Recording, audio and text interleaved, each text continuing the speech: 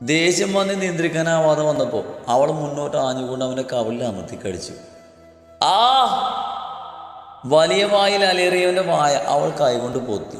അവൻ്റെ കവിള് പറഞ്ഞു പോകും വിധം അവൾ കടിച്ചെടുത്തു. ആ എൻ്റെ അമ്മേ! അവൾ കടിച്ച കവിളിനെ മോചിപ്പിച്ചുകൊണ്ട് കൈ മാറ്റിയതും അവൻ എണീറ്റിരുന്ന് വേദനയോടെ വിളിച്ചു. കാടിച്ച് പറിച്ച് കളഞ്ഞലോടി കാടിപ്പട്ടി! അവൻ വേദനയോടെ പല്ലെറിഞ്ഞു. അവൾ അവനെ നോക്കി കണ്ണുരുട്ടി. അവനാണെങ്കിൽ കവിള് തേക്കുന്നുണ്ട്. അത് കണ്ടവൾ എണീറ്റ് നിന്നു. ശേഷം അവൻ്റെ ഷർട്ടിൽ പിടിച്ച് ഭരിച്ചു. മാറ്റത്തേക്ക് എണീറ്റ് വന്നോ? എല്ലാം വന്നൊന്ന് ജീവിച്ചു തുടങ്ങാമെന്ന് വിചാരിച്ചപ്പോൾ നിങ്ങളുടെ പൊട്ട കളിപ്പിക്കുവാണോ? എനിക്ക് സ്നേഹിക്കാൻ മാത്രമല്ല ദ്രോഹിക്കാനും നന്നായിട്ട് അറിയാം. എൻ്റെ പല്ലും നോക്കി ഈ ശരീരത്തിൽ കയറി ഇറങ്ങേണ്ടതുണ്ടെങ്കിൽ മാറ്റത്തേക്ക് എൻ്റെ കൂടെ വന്ന് കിടക്കാൻ നോക്ക്. സഹികെട്ടാണ് അവൾ ഭീഷണി മുഴക്കിയത്. ഇന്നൊരു ദിവസം കൊണ്ട് അവൾക്ക് വല്ലാണ്ട് മടുപ്പ് തോന്നിയിരുന്നു. ഇടിച്ചു കയറി ചെല്ലണമെന്ന കൃതിയുടെ ഉപദേശം അവൾ ഇങ്ങനെയൊക്കെയാണ് നടപ്പിലാക്കാൻ പോകുന്നത്. അവളുടെ മടുപ്പ് നിറഞ്ഞ ഭാവവും സ്വരത്തിലെ ദേഷ്യവുമൊക്കെ തിരിച്ചറിഞ്ഞിട്ടോ എന്തോ അർജുൻ പിന്നെ വാശി കാണിക്കാതെ എണീറ്റ് നിന്നു. എൻ്റെ ഭാഗത്തു നിന്ന് ഒരുപാട് തെറ്റുകൾ വന്നുപോയി എന്ന് കരുതി താഴെ തരുമ്പോൾ തലയിൽ കയറാൻ വന്നാലുണ്ടല്ലോ, അവൾക്ക് അടുപ്പിച്ച് തന്നെ പറഞ്ഞു. പുറമേ നിഷ്കളങ്കത കാട്ടിയാണ് നിൽപ്പെങ്കിലും ഉള്ളുകൊണ്ട് ആസ്വദിക്കുകയായിരുന്നവൻ. തന്നെ നോവിക്കാൻ ചെയ്തതാണെങ്കിലും ഒത്തിരി നൊന്നെങ്കിലും അവൾ തന്നോട് ഇടിച്ചു കയറി അവകാശത്തോടെ സംസാരിക്കുന്നതും പേടിപ്പിക്കുന്നതും അവൻ ഇഷ്ടമാവുന്നുണ്ടായിരുന്നു. ഒരിക്കൽ കൂടി അവളെ കൊണ്ട് പറയിപ്പിക്കാതെ പില്ലോയും ഷീറ്റും എടുത്ത് അവൻ ബെഡിലേക്ക് കിടന്നു. ബെഡിൻ്റെ ഒരു ഓരത്തായി ഒതുങ്ങിക്കൂടി കിടന്നപ്പോഴേക്കും അവൾ ലൈറ്റ് ഓഫാക്കി ഡിം ലൈറ്റ് ഇട്ട് മറുവശത്ത് വന്ന് കിടന്നു. തനിക്ക് നേരെ പുറംതിരിഞ്ഞ് കിടക്കുന്നവനെ നോക്കി അവൾ ദീർഘമായി നിശ്വസിച്ചു. ഇന്ന് കൃതി ഉപദേശിച്ചതൊക്കെ ഒന്ന് ഓർത്തു നോക്കി. താനുണ്ടാക്കിയ അകലം താൻ മുൻകൈ എടുത്ത് കുറക്കാൻ ശ്രമിക്കണമെന്ന് ചിന്തിച്ചുകൊണ്ട് അവൾ അവൻ്റെ ഷോൾഡറിൽ പിടിച്ച് തനിക്ക് നേരെ ബലമായി തിരിച്ചു. അവൻ ഞെട്ടി എന്താന്ന മട്ടിൽ നോക്കുന്നത് ഡിം ലൈറ്റിൻ്റെ ചുവന്ന പ്രകാശത്തിൽ അവൾ കണ്ടു. എനിക്ക് പകർച്ചവ്യാധിയൊന്നുമില്ല, ഇങ്ങോട്ട് നീങ്ങിക്കിടക്ക്, അവൾക്ക് അടുപ്പിച്ച് തന്നെ അങ്ങ് പറഞ്ഞു. ചുണ്ടിൽ വിരിഞ്ഞ ചിരിയ ഉള്ളിലേക്ക് കടിച്ചു പിടിച്ച് അർജുൻ മറച്ചു കളഞ്ഞു.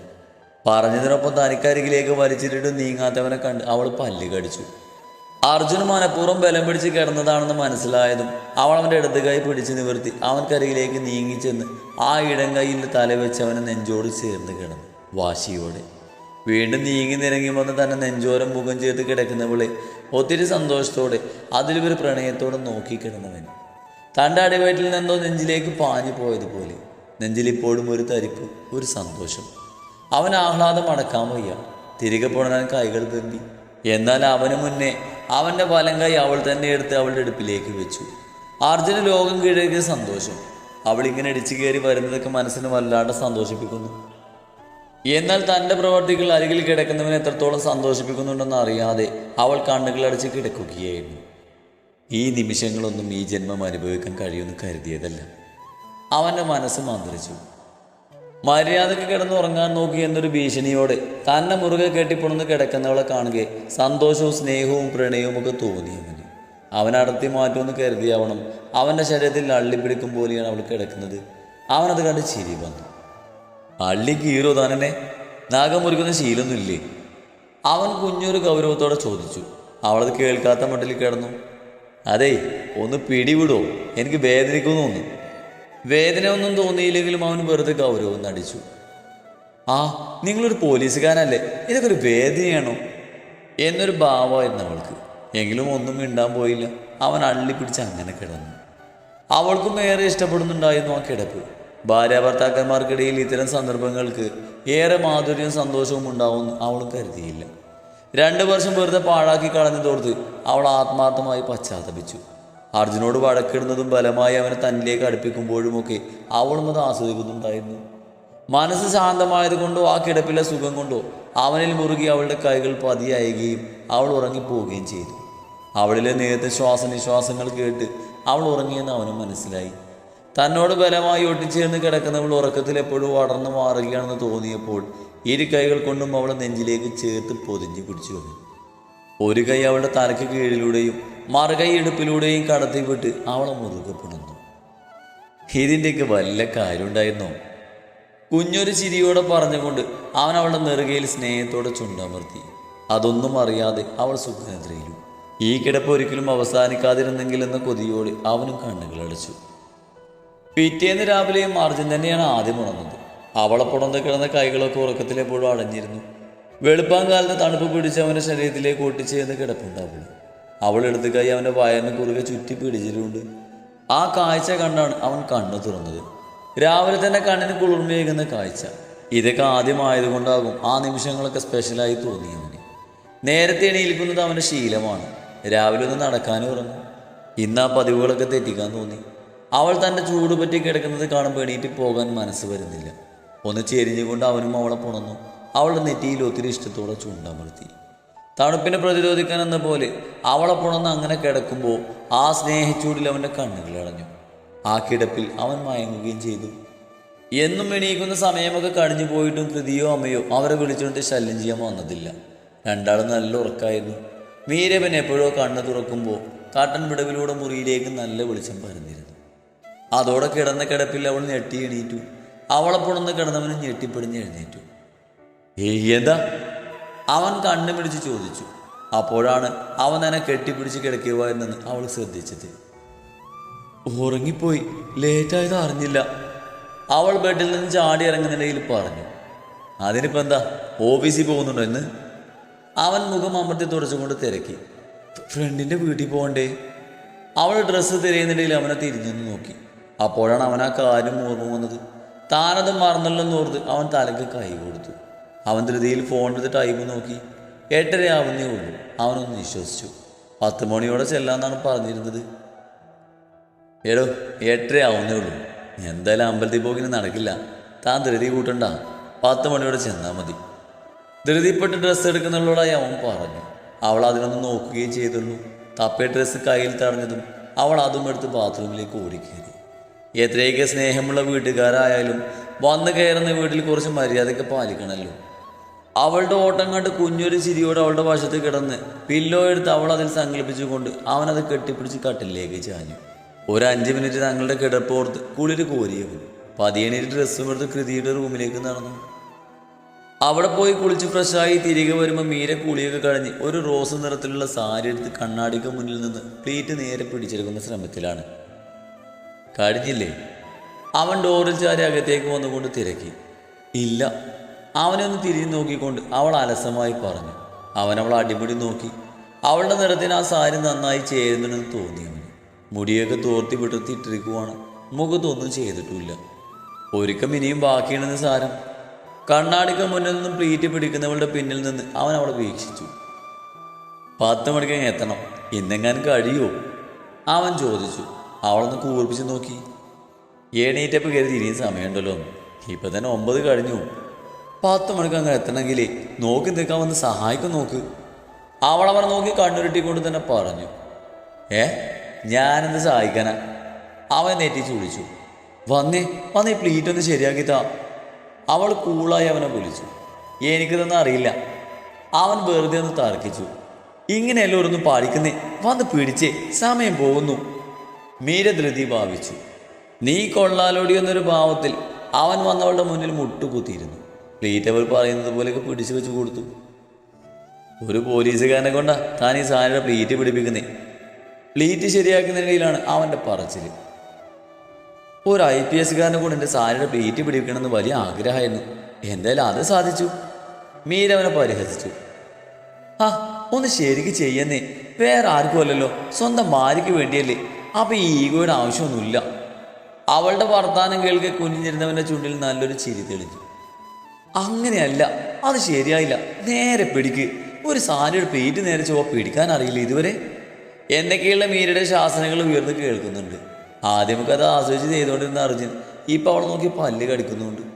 ശരിയാവാഞ്ഞിട്ടല്ല, അവൾ പക പോക്കുവാണെന്ന് അവന് മനസ്സിലാവുന്നുണ്ട്. താനിട്ട് വട്ടം കളിപ്പിച്ചതിന് കുറച്ചു നേരം അവൾക്ക് മുന്നിൽ മുട്ടുകുത്തിച്ച് നിർത്തുന്നതാണ്. പിന്നെ എനിക്കിതുവരെ പ്ലീറ്റ് പിടിക്കലല്ലായിരുന്നു ജോലി. അവൻ തലയുയർത്തി അവളെ നോക്കി കണ്ണുരുട്ടി. ഉള്ള ഭംഗിയൊക്കെ മതി, എനിക്കിങ്ങനെയൊക്കെ പറ്റൂ.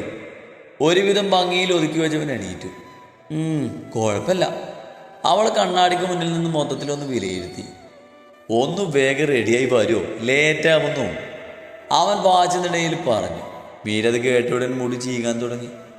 നനഞ്ഞ മുടി കെട്ടിയിടാനൊന്നും നിന്നില്ല. 2 വശത്തുനിന്ന് കുറേശ്ശെ മുടിയിട്ട് ടിസ് ചെയ്ത് സ്ലൈഡ് കുത്തി മുടി കൈകൊണ്ട് വിടർത്തിയിട്ടു. കണ്ണും പുരുകയും എഴുതി ചുണ്ടിൽ ലിബാമും ഇട്ട് മുഖമൊന്ന് മെനിക്ക് തിരിഞ്ഞപ്പോൾ കറണ്ട് അടിച്ചതുപോലെ തൊട്ടു മുന്നിൽ നിൽക്കുന്നുണ്ട് അർജുന്. തന്നെ നോക്കി സ്വയം മറന്ന് നിൽക്കുന്നവനെ കണ്ട് അവൾ ഒറ്റപ്പുരുകം മാത്രം ഉയർത്തി. എന്തേ?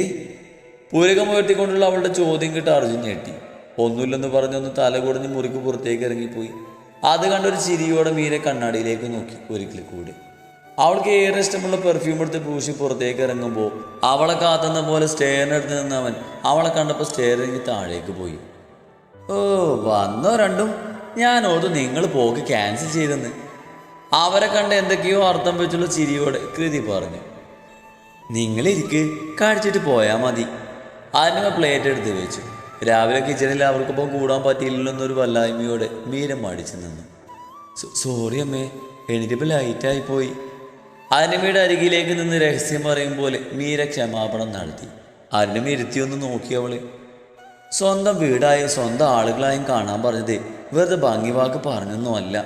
ലേറ്റായി എണീറ്റെന്നും പറഞ്ഞ് മുഖം കറുപ്പിക്കുന്ന അമ്മമാരെ കൂടുതൽ എൻ്റെ മോൾ എന്നെ പേടുത്തണ്ട കേട്ടോ. എന്തെങ്കിലും വയ്യായിക വരുമ്പോൾ എനിക്കൊരു കൈത്താങ്ങായാൽ മാത്രം മതി, കേട്ടല്ലോ. അവൾ പറഞ്ഞതുപോലെ തിരിച്ച് അടക്കത്തിൽ പറയുമ്പോൾ അർജുനും കൃതിയും അവരെ സൂക്ഷിച്ച് നോക്കുന്നുണ്ട്. എന്താടാ? അവരുടെ നോട്ടം കണ്ട് അരുണിനെ തിരക്കി. ഒന്നുമില്ലെന്ന് ചുമൽ കൂച്ചി അവൻ ധൃതിയിൽ കഴിക്കാനിരുന്നു. പെട്ടെന്ന് കഴിച്ചിട്ട് ഇറങ്ങാൻ നോക്കും മീരേ. വേഗം കഴിച്ച് കഴിഞ്ഞിട്ട് കൈ കഴിയുന്നിടയിൽ അവൻ പറഞ്ഞു. അതോടെ അവൾ സ്പീഡ് കൂട്ടി കഴിക്കാൻ തുടങ്ങി. കൃതി, റൂമിൽ പോയി എൻ്റെ കാറിൻ്റെ കീ എടുത്തിട്ട് പാടി. പുറത്തേക്ക് ഇറങ്ങിയപ്പോഴാണ് കീ എടുത്തില്ലെന്ന് അർജുൻ ഓർക്കുന്നത്. അപ്പോൾ തന്നെ അവൻ അകത്തേക്ക് നോക്കി വിളിച്ചു പറഞ്ഞു. മീര കൈ കഴുകി വരുമ്പോഴാണ് അർജുൻ വിളിച്ചു പറയുന്നത് കേട്ടത്. അവളുടെ മുഖത്തൊരു കുസൃതി ചിരി തെളിഞ്ഞു. ഡി നിക്ക്, ഞാൻ കീ എടുത്തോളാം. ചുണ്ടിൽ തെളിഞ്ഞ ചിരിയോടെ കൃതിയെ തടയുന്നവളെ സംശയത്തോടെ നോക്കി കൃതി. എന്താടി ഒരു അവിഞ്ഞ ഇളിയൊക്കെ? അവൾ മീരയെ സൂക്ഷിച്ചു നോക്കി. മറുപടി പറയാതെ കണ്ണ് ചെമ്മി ചിരിച്ചുകൊണ്ട് അവൾ മുറിയിലേക്ക് ഓടി. തിരികെ വരുമ്പോൾ മീരയുടെ ചെറുവിരലിൽ കിടന്ന് കറങ്ങുന്ന ബൈക്കിൻ്റെ കീ കണ്ട് മീരയുടെ മുഖത്തെ ചിരി കൃതിയിലേക്ക് പടർന്നു. എടി കൃതി, കീ എവിടെയടി? കാത്തുനിന്ന് ക്ഷമ നശിച്ച് ദേഷ്യത്തോടെ വീടിന് നേർക്ക് തിരിയുമ്പോൾ തൊട്ടു മുന്നിൽ മീര. അവളുടെ ഉള്ളംകൈയിൽ ബൈക്കിൻ്റെ കീ അതവൾ തനിക്ക് നേരെ നീട്ടി പിടിച്ചിരിക്കുന്നു. അങ്ങനെ നിൽക്കുമ്പോൾ അവളുടെ ശരീരത്തിൽ നിന്നും വമിക്കുന്ന ലേഡീസ് പെർഫ്യൂമിൻ്റെ വശമായ ഗന്ധം അവൻ്റെ മൂക്കിൽ തുളച്ചു കയറി. ആ ഗന്ധം ആസ്വദിച്ച് നിൽക്കുകയാണ് അവളുടെ കയ്യിലുള്ളത് കാറിൻ്റെ കീയല്ല എന്നവൻ ശ്രദ്ധിച്ചത്. ഇതെന്താ, കാറിൻ്റെ കീ എവിടെ? അവൻ തിരക്കി. എനിക്ക് ബൈക്ക് പോകാൻ തോന്നുന്നു, വാ വന്ന് ബൈക്ക് എടുക്ക്. അവളവൻ്റെ കയ്യിൽ കീ വെച്ച് കൊടുത്തു. ഈ സാരി കൊടുത്തിട്ടോ, ഏതൊക്കെ ഒതുക്കി പിടിച്ചിരിക്കുന്നത് പാടായിരിക്കും. അതൊന്നും വേണ്ട, പോയി കാറിൻ്റെ കീ എടുക്ക്. അവൻ അപ്പോൾ തന്നെ അത് വേണ്ടെന്ന് പറഞ്ഞു. പറ്റില്ല, ബൈക്കിൽ തന്നെ പോകണം. മീര കയ്യും കെട്ടി അവിടെ തന്നെ നിന്നു. എടോ പറയുന്നത് കേൾക്ക്. അത് പറയുമ്പോൾ കഴിഞ്ഞ മാസം സാരി വീടിൻ്റെ ഉള്ളിൽ കുടുങ്ങി ആക്സിഡൻറ്റിൽ മരിച്ച സ്ത്രീയുടെ ചിത്രമായിരുന്നു അവൻ്റെ ഉള്ളിൽ. ജോലി സംബന്ധമായൊരു യാത്രക്കിടയിലാണ് അത്തരമൊരു കാഴ്ചയ്ക്ക് സാക്ഷ്യം വഹിക്കേണ്ടി വന്നത്. ചോരയിൽ കുളിച്ച് കിടന്ന ആ രൂപം ഓർക്കുമ്പോൾ ഇന്നും നെഞ്ചിരിപ്പാണ്. എൻ്റെ ഏട്ടാ, ഭാര്യയുടെ ആഗ്രഹം പറഞ്ഞതല്ലേ, അങ്ങ് സാധിച്ചു കൊടുക്കുന്നേ. സീറ്റോട്ടിൽ നിന്ന് കൃതി വിളിച്ച് പറയുന്നുണ്ട്. സാരി കൊടുത്തുള്ള ബൈക്ക് യാത്ര സേഫല്ല കൃതി, അവൻ ദേഷ്യത്തോടെ പറഞ്ഞു. അവളുടെ ഒരു ആഗ്രഹം അല്ലേടാ, ഒന്ന് കൊണ്ടുപോ. മുഖം വെറുപ്പിച്ച് നിൽക്കുന്ന മീരയെ കണ്ടുവന്ന അരുണിമ വക്കാലത്ത് പറഞ്ഞു. അവൾ സൂക്ഷിച്ചൊക്കെ ഇരുന്നോളേട്ടാ, ഇവിടെ അടുത്തല്ലേ, പോയിട്ട് വാ രണ്ടാളും, കൃതി പ്രോത്സാഹിപ്പിച്ചു. അർജുൻ തലചരിച്ചൊന്ന് നോക്കി. കൈയും കെട്ടി ചുണ്ടും കൂർപ്പിച്ച് ഒരു നിൽക്കുന്നുണ്ട്. അത് കണ്ടപ്പോൾ ഉള്ളിലെ ടെൻഷൻ എങ്ങോ പോയി മറിഞ്ഞപ്പോലെ. ആ സൂക്ഷിച്ചൊക്കെ ഇരിക്കണം. അതും പറഞ്ഞവൻ അവളുടെ കൈവള്ളിയിരുന്ന് കീയെടുത്ത് ബൈക്ക് എടുക്കാൻ പോയി. അതോടെ മീരയുടെ മുഖവും തെളിഞ്ഞു. അവനുമായി ചേർന്നിരുന്നൊരു ബൈക്ക് യാത്ര അവൾ ഒത്തിരി ആഗ്രഹിക്കുന്നുണ്ട്. എടി ഒരു നന്ദി വാക്കൊക്കെ ആവട്ടോ. അർജുൻ ബൈക്കുമായി മീരയ്ക്ക് മുന്നിൽ വന്നു നിന്നതും കൃതി വിളിച്ചു പറഞ്ഞു. അതിന് മറുപടിയായി ചിരിച്ചു കാട്ടി അവൾ ബൈക്കിൽ ചാടി കയറി. അവളുടെ ആ കാര്യത്തിൽ ബൈക്കും അർജുനൊന്ന് കുലുങ്ങി. മറിച്ചിടുവോ? അവൻ തിരിഞ്ഞൊന്ന് നോക്കി അവളെ. വലിയ IPS കാരനത്ര, ഇത്തിരി പോന്ന ഭാര്യയുടെ വെയിറ്റ് താങ്ങാൻ പോലും പറ്റുന്നില്ല. ഇയാൾക്ക് ആരാ പോലീസിലെടുത്തേ? അവൾ താലിയൊന്ന് വെടിച്ചുകൊണ്ട് ആത്മകഥം പോലെ അവൻ കേൾക്കാൻ പാകത്തിൽ പറഞ്ഞു. ഡ്രസ്സ് ഒതുക്കി വെക്ക്, സൂക്ഷിച്ചിരിക്കണം. ഇരിക്കുന്നതിൽ എന്തെങ്കിലും പ്രശ്നം തോന്നിയാൽ അപ്പം തന്നെ പറയണം. ഒന്നൊന്നായി പറയുന്നവനെ നോക്കി മീര തൊഴുത് കാണിച്ചു. ഞാനേ കൊച്ചു കുട്ടിയൊന്നുമല്ല ഇങ്ങനെ ക്ലാസ് എടുത്തു തരാൻ. കൂട്ടുകാരൻ്റെ ചെക്കങ്ങാനിൽ പങ്കെടുക്കാൻ താല്പര്യമുണ്ടെങ്കിൽ വണ്ടി എടുക്ക്. അവൾ പറഞ്ഞത് കേട്ട് പിന്നൊന്നും മിണ്ടാതെ അർജുൻ ബൈക്ക് സ്റ്റാർട്ട് ചെയ്തു. ബൈക്ക് മുന്നോട്ട് നീങ്ങിയതും സാരിയിൽ നിന്നും കൈയെടുത്ത് മീരണിമുഖം കൃതിക്കും നേരെ കൈവീശി കാണിച്ചു. പേടിച്ചിരിക്കടി. ഡ്രൈവിങ്ങിനിടയിൽ അവൻ ദേഷ്യത്തോടെ പറഞ്ഞു. ഡോയിൽ നിന്നും ഡിയിലേക്കുള്ള മാറ്റം കൊടുത്ത് അവളുടെ ചുണ്ടുകൾ ചിരിച്ചു. അവനതൊന്നും ശ്രദ്ധിച്ചില്ല. വളരെ പതുക്കെ പതുക്കെ ഓടിക്കുകയാണ്. രണ്ടുപേരും ഒന്നും മിണ്ടുന്നില്ല. മീരവൻ്റെ തോളിൽ വെച്ചിരുന്ന വലത് കൈ അവൻ്റെ പുറത്തു കൂടെ ഇടിച്ചു വന്ന് വയലിലൂടെ ചേർത്ത് പിടിച്ചു. പ്രതീക്ഷിക്കാതിരുന്നത് കൊണ്ട് അർജുൻ ഒന്ന് വിറച്ചു. ശേഷം ആ കൈയിലേക്ക് നോക്കി. നേരെ നോക്കി വണ്ടി ഓടിക്കുക IPS. അവൻ്റെ നോട്ടം വയലിൽ മുറുകിയ തൻ്റെ കൈകളിലാണെന്ന് മനസ്സിലാക്കി മീര ഒരു ഈണത്തിൽ പറഞ്ഞു. അതോടെ അർജുൻ നേരെയിരുന്നു. തന്നോട്ട് ചേർന്നുള്ള അവളുടെ ഇരിപ്പും അവളിൽ നിന്നും വമിക്കുന്ന ഗന്ധവും അവൻ ആസ്വദിക്കുന്നുണ്ടായിരുന്നു. കുറച്ച് ദൂരം പിന്നിട്ടതും പിന്നിൽ നിന്നും നിർത്താതെ ഹോണ് മുഴങ്ങി. പിന്നിലൊരു കാറുകാരനാണ്. നിർത്താതെയുള്ള ഹോണ് കേട്ട് എന്തോ അത്യാവശ്യക്കാരാണെന്ന് കരുതി അർജുൻ സൈഡ് കൊടുത്തു. ചേട്ടാ, ചേച്ചിയുടെ സാരി ഇപ്പോൾ വീട്ടിൽ കുടുങ്ങും, അത് ഒതുക്കി വെക്കാൻ പറയേ. കാറ് തങ്ങൾക്കൊപ്പം എത്തിയപ്പോൾ ഒന്ന് സ്ലോ ചെയ്ത് കോർണർ സീറ്റിലിരുന്ന പയ്യൻ പറഞ്ഞത് കേട്ട് അർജുൻ പെട്ടെന്ന് ബ്രേക്ക് ഇട്ടു. മീരവൻ്റെ പുറത്തേക്ക് വന്നിടിച്ചു. അർജുൻ തിരിഞ്ഞു നോക്കുമ്പോൾ സംഗതി സത്യമാണ്. അവൻ പറഞ്ഞില്ലായിരുന്നെങ്കിൽ ഇന്ന് റോഡിൽ കിടന്ന് ഉരുണ്ടേണ്. അതോർത്തുകൊണ്ട് അവൻ മീരയെ ചുരഞ്ഞെന്ന് നോക്കി. ശേഷം നന്ദിയോട് അവന് നേരെ കൈ കാണിച്ചു. ബിബിൻ്റെ അനിയൻ ബിനോയ് ആയിരുന്നത്. അവൻ്റെ കാറങ്ങ് പോയതും അവൻ മീരയെ നോക്കി പല്ല് കടിച്ചു. കയ്യിൽ നിന്ന് പിടിവിട്ട് പോയത് അറിഞ്ഞില്ല, സോറി. അവനെ നോട്ടം കണ്ട് മീര വെളുക്കനെ ചിരിച്ച് കാണിച്ചു.